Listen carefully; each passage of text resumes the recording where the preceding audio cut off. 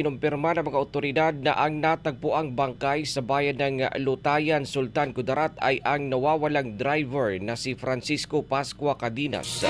Ayon sa ulat, ang puting L300 van na may plate number LAL 5619 ay naiulat na nawawala kalaunan ay natagpuan ito sa gilid ng sitio Datalanaw, Barangay Palavilla, kung saan nadiskubre sa loob ang bangkay ng driver na nasa advanced stage of decomposition.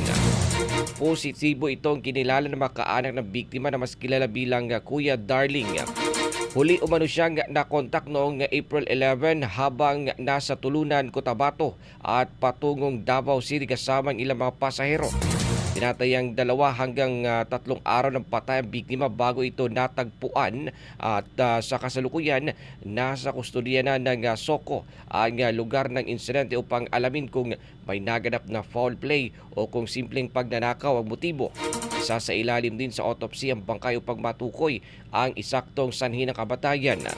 Patuloy naman ang sinasagawang investigasyon ng Lutayan Municipal Police Station kabilang ang pagsubaybay sa posibleng rutang dinaanan ng sasakyan mula Tulunan hanggang sa lugar kung saan ito natagpuan.